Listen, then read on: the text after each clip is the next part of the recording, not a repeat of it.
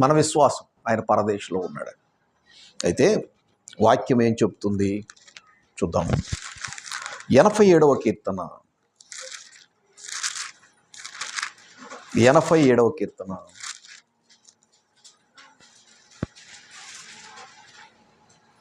48వ వచనం 89వ కీర్తన 48వ వచనం.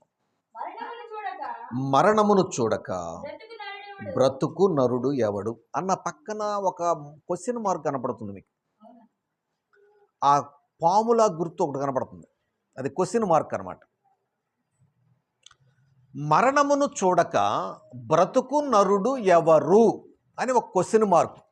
క్వశ్చన్ ఉందంటే జవాబును మనం ఏం చేయాలి? వెతకాలి.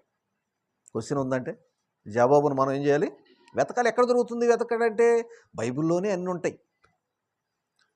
యెహోవా తన వాక్యమును జతపక్షులుగా పెట్టాడు. మనం ఏం చేయాలంటే మన పని ఏంటి? దేవులు అడుకోవాలి, మన్నాను సమకూర్చుకోవాలి. మన్నాను కురిపిస్తున్నాడు, ఇశ్రాయేలీయులకు మన్నాను కురిపించాడు. కానీ వాడు గుడారంలో కూర్చుంటే వారి దగ్గరికి వచ్చి చేతిలో పడదు. ఎక్కడికి ఎలా సమకూర్చుకోవాలి? వారు బయటికి వెళ్ళి ఆయన ఇస్తున్న మన్నను సమకూర్చుకోవాలి. అలాగే దేవుని యొక్క వాక్యాన్ని కూడా మనము, ఇది మన్నా, ఇది మనకేంటి?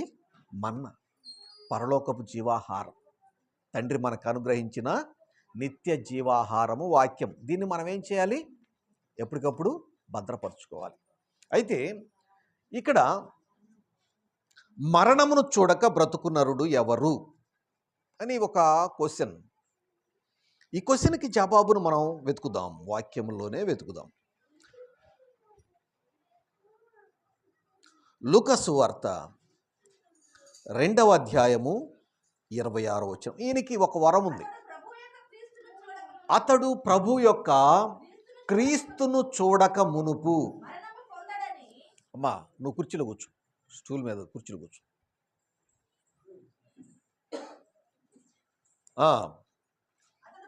అతడు ప్రభు యొక్క క్రీస్తును చూడక మునుపు మరణము పొందడని అతడికి పరిశుద్ధాత్మ చేత బయలుపరచబడి ఉండెను. ఇప్పుడు ఇతను ఎవరు అంటే సిమియోను. ఈయనకి ఒక వరం ఉంది.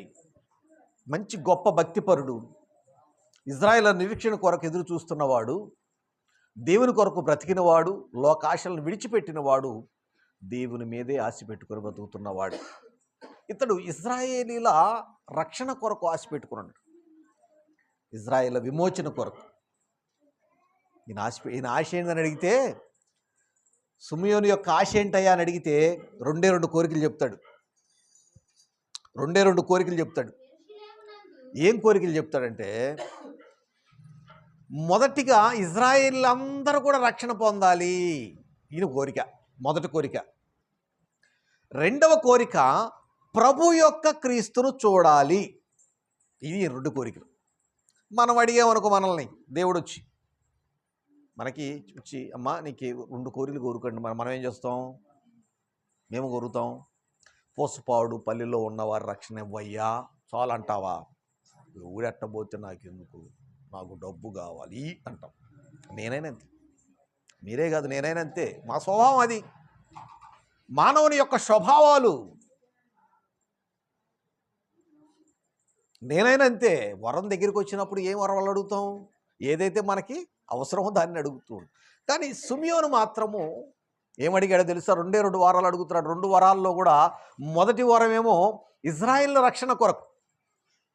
నా నాన్న కూడా అదే కష్టపడ్డాడు. ఆయన నాన్న ఉన్నప్పుడు నలుగురే వచ్చేవాళ్ళ ప్రార్థనకి. ఆయన కోరిక ఏంటో తెలుసా? పూసపాడు పల్లెలో ఉన్న వాళ్ళందరూ రక్షణ పొందారు. నిజంగా ఈ రోజున ఆయన కనుక ఉండి ఇంతమందిని చూస్తూ ఉంటే చాలా ఆనందపడేవాడేమో, సంఘాన్ని ఇంతమందిని చూస్తుంటే. అయితే ఆయన నిరీక్షణ కూడా అదే, పూసపాడులో ఉన్న అందరూ కూడా రక్షణ కలగాలి.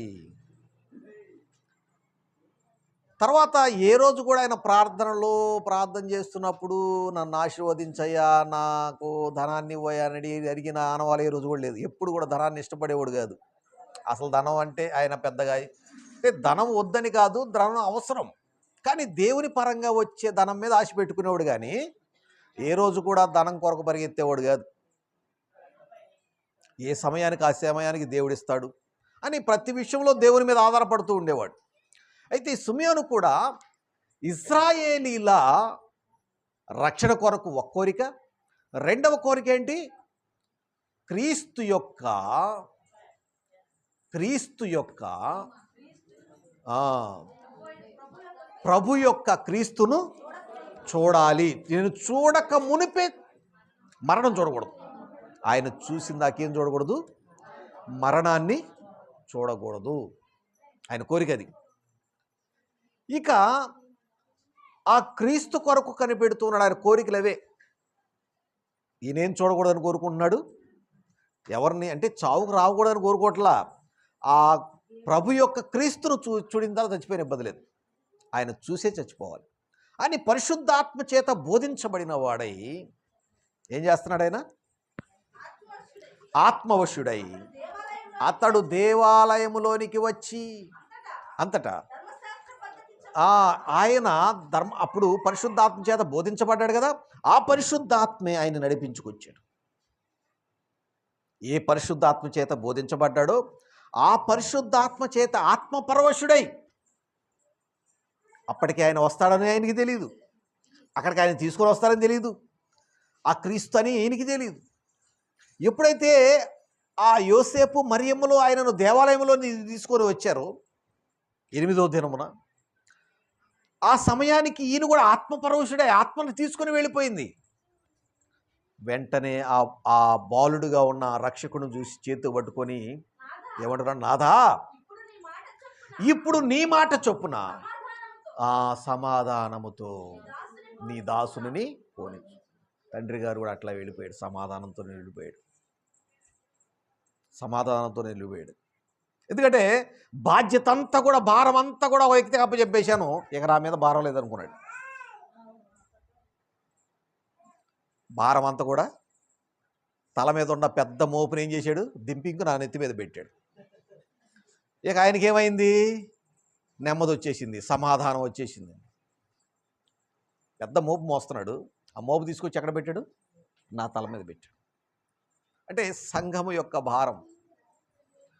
ఆయన ఎలా వెళ్ళాడంటే సమాధానముతో వెళ్ళిపోయాడు. అయితే ఆయన మంచంలో ఒక 3 నెలల పాటు ఉన్నాడు. మంచంలో 3 నెలలు ఉన్నాడు. ఉన్నప్పుడు నన్ను పిలిచేవాడు, అయ్యా రాజు నన్ను క్షమించురా అనేవాడు. ఎందుకు నాన్న నువ్వు ఏం చేసావు? లేదయ్యా, నీకు నేనేం న్యాయం చేయలేకపోయాను అంటాడు. అంటే నాకేమీ లేకపోయానని. మరి నేను కూడా ఏమి న్యాయం చేయలేకపోయాను నా పిల్లలకు కూడా. రేపొద్దున కూడా నాది కూడా అదే పరిస్థితి. తర్వాత మా అమ్మను పిలుస్తాడు, అమ్మ నన్ను క్షమించమ్మా, నీకు చాలా భారాన్ని పెట్టాను. అట్లా అందరిని పిలుస్తూ అందరితో మాట్లాడుతూ అన్నా, అమ్మ మేము ఎప్పుడన్నా నేను నా నోడితే ఎప్పుడన్నా ఏమన్నంటే క్షమించమ్మా, తొందరపాట్లోనే ఉంటాను, నన్ను అందరిని క్షమాపణ అడుగుతాను. ఎందుకంటే ఆయనకు అర్థమైంది ఏంటంటే, ఇక్కడ పాపాలు ఒప్పుకొని వెళ్ళకపోతే అక్కడ ఆయనకి స్థానం అనేది లేదు. పరిశుద్ధాత్మ దేవుడు ఏం చేశాడంటే ఆయనను ఒప్పింపజేశాడు, పశ్చాత్తాపడేటట్టు చేశాడు. ఈ 3 నెలలు కూడా ఎందుకు ఉంచాడని నేను ఆలోచించినప్పుడు ఆయన తీర్పు పొందాడు, భూమి మీద తీర్పు పొందాడు. తీర్పు ఉన్నదా? నమ్మిన వాళ్ళకి తీర్పు లేదా? గొప్పవారేమి కొద్దివారేమి తీర్పు. నువ్వు శరీరంతో ఉంటే ఒక తీర్పు ఉంది ఇక్కడ భూమి మీద. బెల్షాజర్కి తీర్పు తీర్చలేదా? బెల్షాజర్కి తీర్పు జరిగిందా జరగలేదంటారా?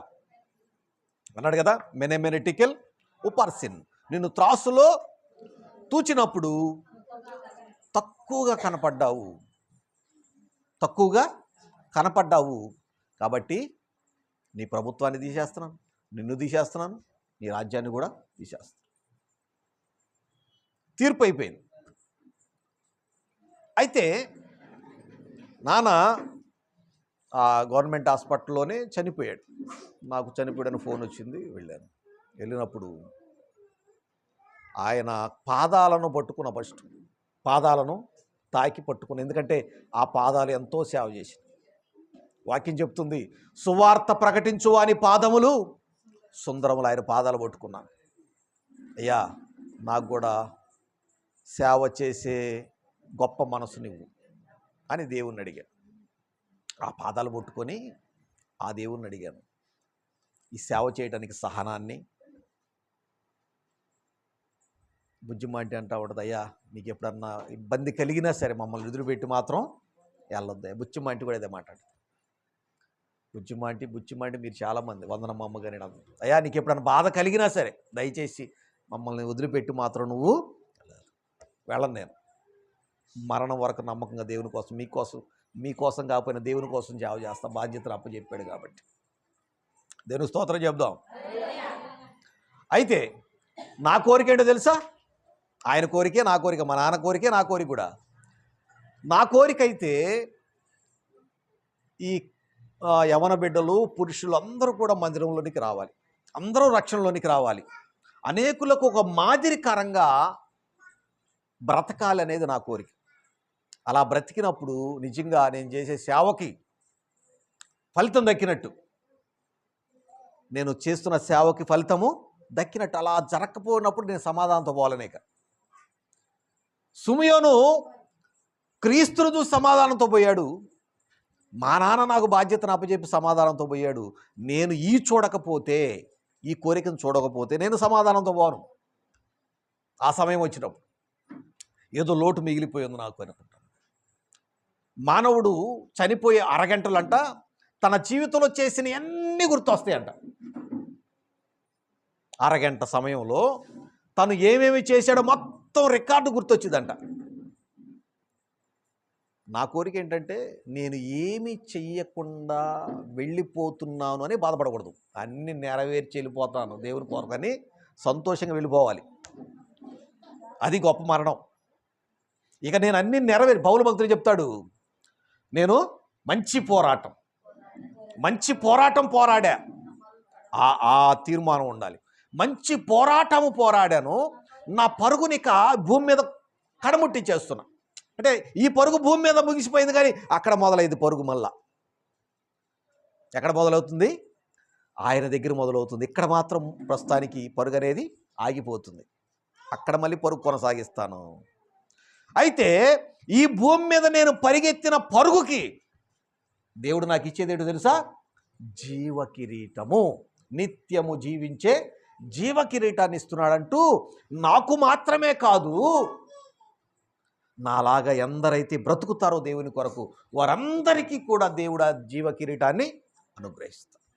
ఇప్పుడు ఈ యొక్క సిమియోనుకున్న వరం ఏంటంటే, ప్రభు యొక్క క్రీస్తును చూచే వరకు నువ్వు మరణం చూడవు, తర్వాత మరణిస్తావు.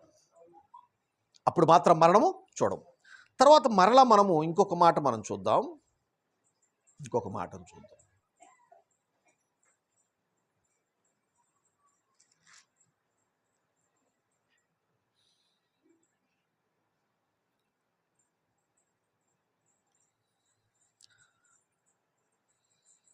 కీర్తనల గ్రంథములో నుండి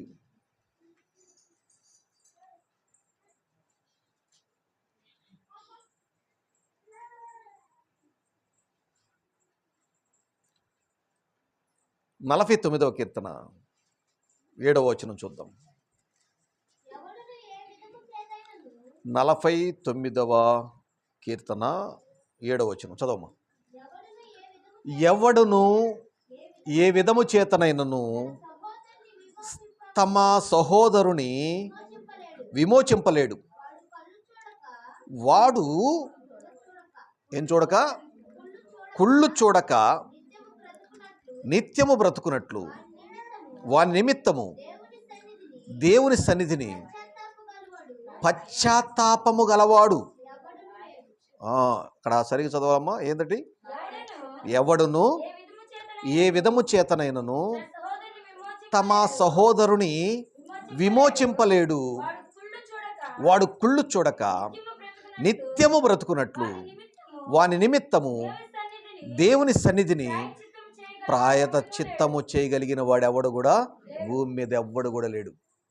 భూమి మీద ఒక మనిషిని విడిపించగలిగిన వ్యక్తి ఎవ్వరు కూడా లేరు. ఎవ్వరు కూడా తన సహోదరుణ్ణి ఏం చేయలేరు, విమోచించలేరు. ఎవ్వరు కూడా తమ సహోదరుని విమోచింపలేరు. ఏ విధము చేతనైనా కానీ, అంటే ఏ విధంగా అయినా సరే తన సహోదరుని విమోచింపలేడు.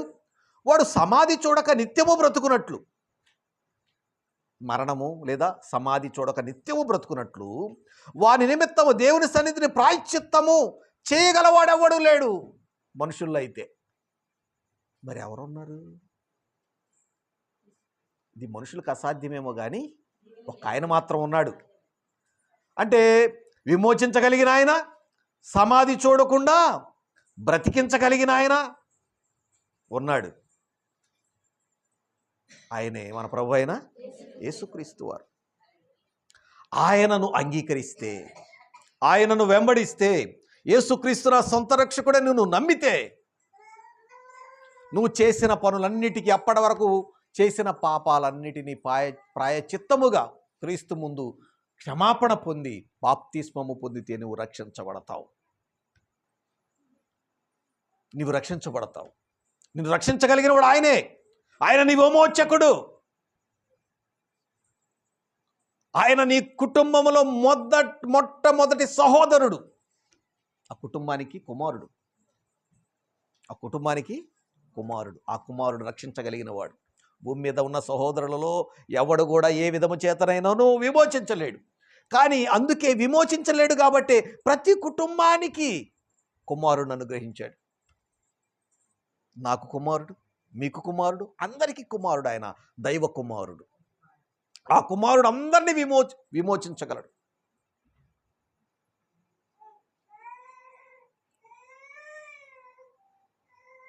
కుమారుడు పున్నామి నరకము నుండి తప్పిస్తాడని తల కొరివి పెట్టితేనే బ్రతికి, కుమారుడు ఉండి తల కొరివి పెట్టితేనే మాకు పున్నామి నరకం నుంచి తప్పిస్తాడు అని వాక్యం చెప్తుంది. ఎవ్వడునో ఏ విధము చేతనను సహోదరుని విమోచింపలేడు. మనిషిని మనిషి విమోచించలేడు. అందుకే ఆయన మనుష్య కుమారునిగా భూమి మీదకి వచ్చాడు. అందుకే ఆయన కుమారుడిగా వచ్చి అందరినీ కూడా విమోచించి నిత్యము బ్రతుకున్నట్లు దేవుని సన్నిధిని ప్రాయశ్చిత్తం చేసేసాడు. ఆయన చేశాడా? ఎక్కడ చేశాడు? 1 పేతురు పత్రిక 1వ అధ్యాయం 19వ వచనం.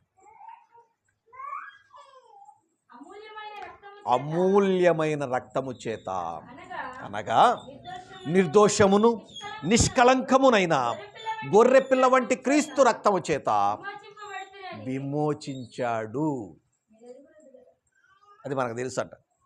మీరు ఎరుగుదురు కదా అంటున్నాడంటే మీకు తెలుసు రక్షించబడిన వారికి అంటాడు. ఆయన ఏం చేశాడు? మనల్ని విమోచించాడు. మరణము చూడక నిత్యము బ్రతుకున్నట్లు ఆయన ఏం చేశాడు? ప్రాయశ్చిత్తం చేశాడు. అలాంటి ఆయన దగ్గరికి రావాలి నువ్వు. అలాంటి ఆయన దగ్గరికి రావాలి. నువ్వు అప్పుడే రక్షించబడతావు. నా బండి మీద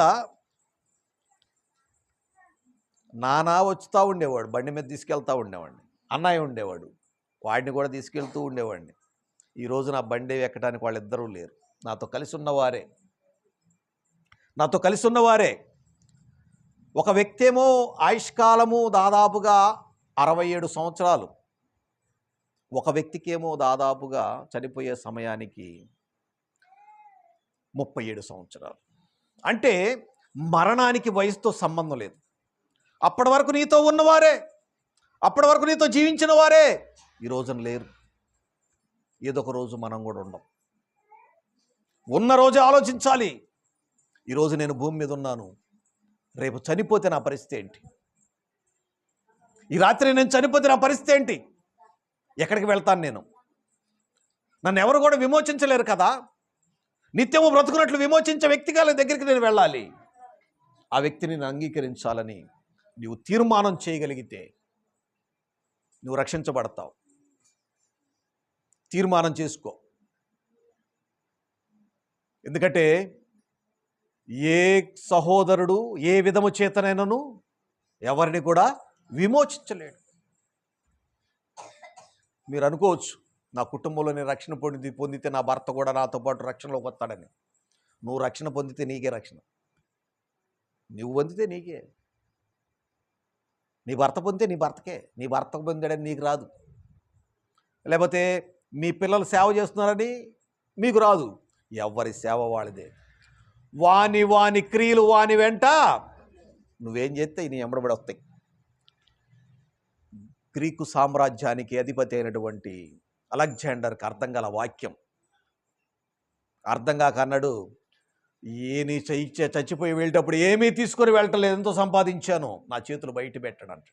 వాక్యం చెప్తుంది తీసుకొని వెళతాడు క్రైస్తవుడు. క్రైస్తవుడు కానీ క్రైస్తవేతరులు కానీ తీసుకొని వెళ్తారు. ఏం తీసుకొని వెళ్తారు? వాని క్రియ. నువ్వేం చేస్తే ఆ క్రియల్ని ఎంబడబడి వస్తాయి. నువ్వు తీసుకొని వెళ్తావు. భూమి మీద నువ్వు చేసిన క్రియలన్నీ కూడా తీసుకొని వెళ్తావు. వాని క్రియలు వాని వెంట వచ్చును. నువ్వు మంచి చేసావా, మంచి నీ వెంట వస్తుంది. చెడు చేసావా, చెడు నీ వెంటే వస్తుంది. నువ్వు ఆస్తిని కూడా పెట్టుకుని తీసుకుని వెళ్తావు. అంతే. దేవుని కొరకు గొప్పగా బ్రతికేవనుకో, గొప్ప బ్రతుకుని తీసుకొని వెళ్తావు. లోకంలో ఇష్టానుసారంగా బ్రతికేవనుకో, ఆ బ్రతుకునే తీసుకుని వెళ్తావు అక్కడికి తీర్పు పొందటానికి. కాబట్టి ఈ రాత్రి బ్రతికుండగానే నేను రాత్రి చనిపోతే నా పరిస్థితి ఏంటి? చాలామంది ఆలోచిస్తారు. భర్త ఆలోచిస్తాడు, భార్య నేను ఈ రాత్రి ఒకవేళ చనిపోయాను అనుకో. ఎప్పుడు ఆలోచిస్తాడంటే గ్యాస్ పైకి తన్ని గుండె పట్టేసి గుండె బరువుగా కాసేపుట్లో ఎలా ఉండదంటే గ్యాస్ పరిస్థితి, ఇక కాసేపుట్లో నేను చచ్చిపోతానేమో అన్నట్టు ఉంటుంది. అలా వచ్చినప్పుడు వెంటనే నేను చనిపోతే, భర్త అయితే ఆలోచిస్తాడు, నేను చనిపోతే నా భార్య నా బిడ్డలను ఎవరు చూస్తారు, నేను చనిపోతే వాళ్ళ పరిస్థితి ఏంటి ఆలోచిస్తారు. భార్య అయితే ఆలోచిస్తుంది, నా బిడ్డలను ఎవరు చూస్తారు. నువ్వు ఆలోచించాల్సింది అలా కాదు. నేను ఈ బలహీనతతో ఇప్పుడే చచ్చిపోయాను అనుకో, నేను ఎక్కడికి వెళ్తాను? ఆయన ఏదో విధంగా భూమి మీదకి వచ్చిన ప్రతి ఒక్కరిని పోషిస్తాడు. అర్థమైందా? ఆయన నాటాడు. ఆయన నాటిన వాడు నీళ్ళు పోయకుండా ఉంటాడు. మీరు మొక్కలు నాటారు, పొలంలో నాటారా? మిరప మొక్కలు నాటుతున్నారు కదా, మీరు నీళ్లు పోసారా పోయలేదా? నాటిన మీరు నీళ్లు పోసారా పోయలేదా? మరి ఆయన నిన్ను నాటాడు కదా, నిన్ను పోషించడు ఆయన, నీ పోషకుడు కాదా ఆయన? నువ్వు ఆలోచించాల్సింది ఏంటి అంటే, నేను చనిపోతే ఎక్కడికి వెళ్తాను అని ఆలోచించాలి. అలా ఆలోచించి నువ్వు రక్షణ పొందగలిగితే నువ్వు నిత్య జీవంలో ఉంటావు. ఒకవేళ ఆలోచించకుండా ఈ లోకంలో ఇష్టానుసారంగా బ్రతికితే లోకంలో ఏ విధంగా అయితే నువ్వు ఏ పనులు అయితే చేసావో లోకంలో ఆ పనులను తీసుకొని వెళ్ళిపోతావు. ఒట్టి చేతులతో కాదు, ఒట్టి చేతులతో పోవు. నువ్వు ఏ పనులు చేస్తే ఆ పనులని వెంట వెళతాయి. మేలు చేసినవాడు మేలు పునరుద్ధానానికి, కీడు చేసినవాడు కీడు పునరుద్ధానానికి. ఎవరి బహుమతులు ఇవ్వడానికి సిద్ధంగా వాని క్రియల చొప్పున ఆయన ఏమిస్తాడట? జీతం. పనికి వెళ్ళినప్పుడు మనం ఏం తెచ్చుకుంటాం? జీతం తెచ్చుకుంటాం. మనం ఎక్కడి నుంచి కూడా అక్కడికి వెళ్ళగానే ఏమిస్తాడు? మా నాన్నకి ఎక్కువ ఇచ్చి ఉంటాడు, ఆయన ఆస్తి నాకు ఇస్తాడు. అక్కడ నీకు ఎటు భూమి మీద నేను పోయాను రా, ఇదిగో నాకు ఇచ్చాడు మా డాడీ, నువ్వు తీసుకొని ఇస్తాడు. ఎందుకంటే ఈలోపు వెళ్ళిన తర్వాత నాకు కూడా ఇస్తాడు ఎక్కువే. ఎందుకంటే ఇయాలనే నేను ఆశపడుతున్నా. ఇక్కడ అన్ని ఆత్మలు సంపాదించగలిగితేనే, దేవుని కొరకు మిమ్మల్ని నడిపించగలిగితేనే ఆయన దగ్గర ఆస్తి పొందుకునేది. ఆయన ఈ వాని క్రియల చొప్పున ఆయన ప్రతిఫలం ఇవ్వటానికి ఆయన జీతం ఆయన చేతిలో రెడీగా ఉంది. కాబట్టి అందరూ చనిపోతున్నారు, మనల్ని విడిచిపెట్టి వెళ్ళిపోతున్నారు. మన కళ్ళ ముందే ఉన్నవారు. మరణానికి ఏదైనా వయసు అనుకుంటే అది నీ పొరపాటు. చిన్న వయసు, పెద్ద వయసు, నడి వయసు, వృద్ధాప్యం అనే భేదాలు ఏమి లేవు. ఈ రాత్రి నీ ఊపిరి నీలో ఉంది. రేపు ఆత్మారావు అనబడిన ఊపిరి ఉంటుందో ఉండదో తెలియదు. ఆయనకి ఎప్పుడు నచ్చకపోతే అప్పుడు వెళ్ళిపోతాడు బయటికి. ఎప్పుడు నువ్వు నచ్చకపోతే, ఎప్పుడు నీ దేహంలో ఆయన పిలుపు ఎప్పుడైతే వస్తుందో ఆ దేహాన్ని ఆ ఇంటిని వదిలిపెట్టి రా అన్నాడా? మేం చెబుతావు, ఒరేయ్ కళ్ళల్లో నుంచి పోయిందిరా. ఏం పోయింది? నోట్లో నుంచి పోయిందిరా. నోరు తెరిచి చచ్చిపోయాడు, నోట్లోంచి పోయిందిరా. కళ్ళు తెరిచి చచ్చిపోయాడు, కళ్ళల్లో నుంచి పోయిందిరా. ఏం పోయింది? తెలుసు నీకు అన్నీ చెబుతావు. అలా చూస్తున్నప్పుడు నిన్ను కూడా ఊహించుకొని వాడ. అలా చూస్తున్నప్పుడు నువ్వేం చేయాలి? అందుకే కదా నువ్వు ఏంటికి పోమన్నాడు? విందు జరిగే ఇంటికంటే కూడా ఎక్కడ పోమన్నాడు? ప్రలాపిస్తున్న ఇంటికి వెళ్ళు. అక్కడ చూస్తున్నప్పుడు నీకేమర్థమైందంటే ఆ పెట్టులో నువ్వు పడుకున్నట్టు నువ్వు ఊహించుకో. అప్పుడు నీకు అర్థమైందా, నేను బతికే ఉన్నాను కదా, ఎట్ట బతకాలి అని నీకు అర్థమైంది. అందుకని ఆ మరణం ఏడుస్తున్న ఇంటికి పో. పెళ్లి దగ్గరికి పోయావనుకో, అందరూ నవ్వుతా ఆనందంగా చక్కగా ఉంటారు. అక్కడ నీకేం అర్థం కాదు. ఎక్కడికి వెళ్ళాలి? నువ్వు ప్రలాపించి ఇంటికే పో. ఎందుకంటే నీ కోసం కూడా ప్రలాపిస్తారు. ఏదో ఒక రోజు నువ్వు కూడా అదే విధంగా పోతావు. కాబట్టి నువ్వు ఎలా బ్రతుకుతున్నావు అనేది నువ్వు చూసుకొని దేవుడు ముందుగా చెప్పాడు, ఆ ఇంటికి పో, అలా ప్రలాపించి ఇంటికి పో. నేను ఎక్కడ మరణం చూడటానికి వెళ్ళినా సరే ఆ పెట్టిలో చూస్తే రేపొద్దు నేను కూడా ఇట్లా పోసుకుని పండుకుంటా కదా అనుకుంటా. సమాధి కార్యక్రమాన్ని పోతాం, నేను రేపు నన్ను కూడా ఎట్టే పాతి పెడతారు కదా. విచిత్రం ఏంటంటే ఒకసారి కల వచ్చింది. ఎందుకు ఆ కల వచ్చిందో నాకు తెలియదు. నేను చనిపోయి ఉన్నాను, ఇలాగే వైట్ షర్ట్ వేసుకొని ఉన్నాను, చనిపోయాను. నన్ను సమాధి పెట్టిలో పెట్టేశారు, సమాధి చేస్తున్నారు. నేను ఎక్కడి నుంచి చూస్తున్నాను? నేను అందరితో పాటు చూస్తున్నా. చనిపోయింది నేనే. మళ్ళా నేను ఆ గట్టు నుండి అందరితో పాటు చూస్తున్నాను. ఏంది నేను బాక్స్లో ఉన్నాను కదా, పక్కన పెట్టినానండి అనుకున్నా. ఏదో ఒక రోజు మన జీవితంలో జరగాల్సిందే కదా, అదే కల్లోకి వచ్చి ఉంటుందిలే. లేదా పాత జీవితం పాతి పెట్టేస్తున్నాం, కొత్తగా మనం బ్రతుకుతున్నామేమో అని రకరకాల అర్థాలు ఆయనే చూపిస్తాడు. కాబట్టి మనము ఈ రోజున బ్రతికున్నాము, రేపు రోజు మనది కాదు, ఈరోజే మనది. బాప్తిస్మాలు ఏం తీసుకోవాలనుకుని ఏదైనా టైం పెట్టుకోబాకండి. బాప్తిస్మము పొంది రక్షణ పొందడానికి, మారు మనసు పొందడం టైం పెట్టుకోబాకండి. 2026 మనందరూ చూడమో 2025 చూడాలని చాలామంది అనుకున్నారు.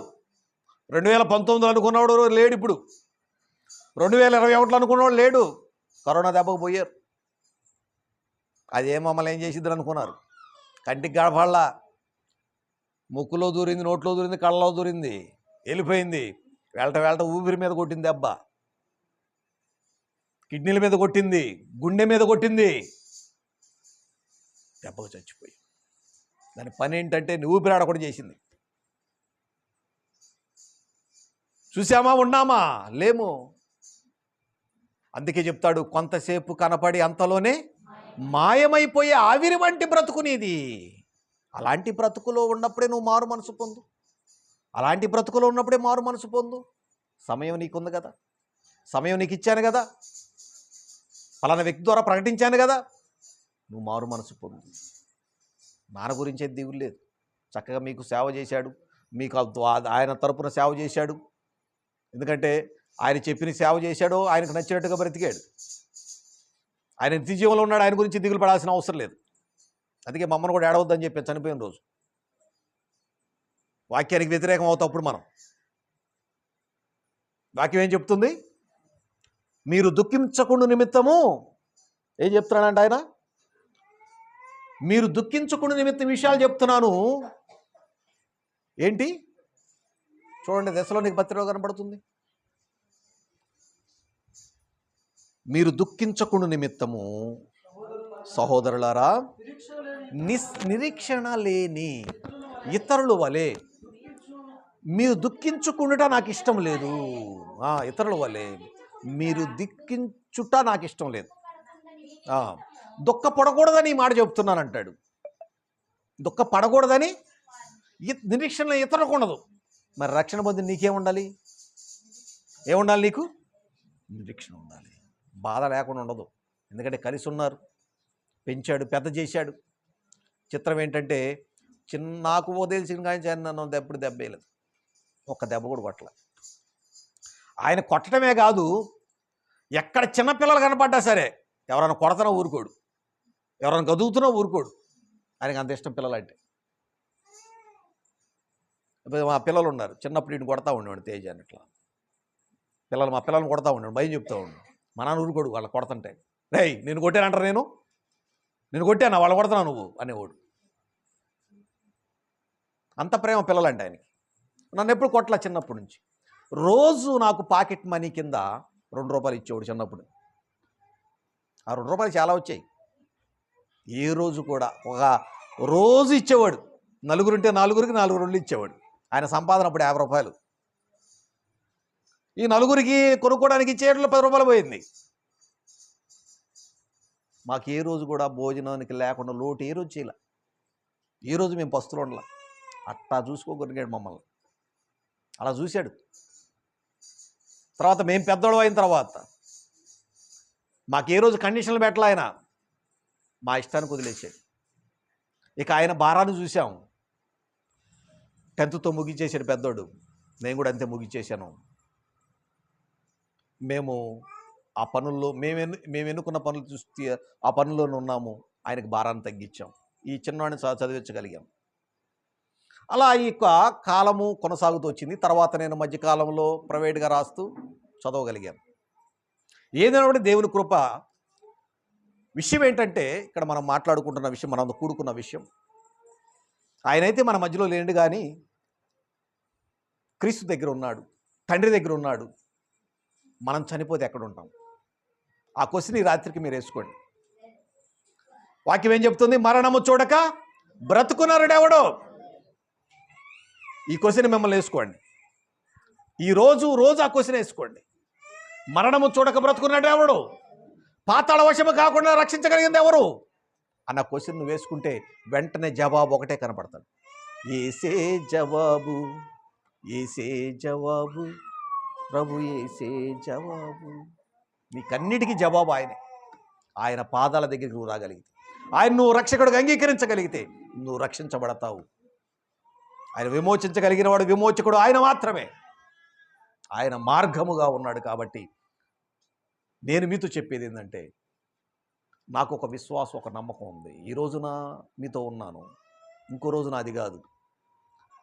చనిపోయే సమయానికి నాలో ఇప్పటి వరకు మరణం వచ్చిందనుకో, ఆ మరణం వచ్చినప్పుడు ఈ ధైర్యం ఉండదు. ఒకటి, ఇప్పటి వరకు నేనేం ప్రకటించాను? సువార్త ప్రకటించగలిగాను, దేవుని కొరకు బతికాను, చాలు, ప్రశాంతంగా వెళ్ళిపోవచ్చు. అరగంట అవకాశం ఉండదు చనిపోయే ముందు. అరగంటలో మన జీవితం అంతా గుర్తొచ్చేస్తుంది. చనిపోయే ముందు అరగంట ముందు తెలుస్తుంది అందరికీ. ప్రతి ఒక్క వ్యక్తికి మరణం తెలుస్తుంది. ప్రతి ఒక్కరికి చనిపోయే అరగంట ముందు మరణం తెలుస్తుంది. ఆ అరగంటలో నువ్వేం చేయలేవు. ఆలోచించి బాధపడుతూ సమాధానంగా కాదు, అసమాధానంగా వెళ్ళిపోకూడదు. సిమియోను ఎలా వెళ్ళాడు? సమాధానముతో. ప్రార్థన చేసుకుందాం.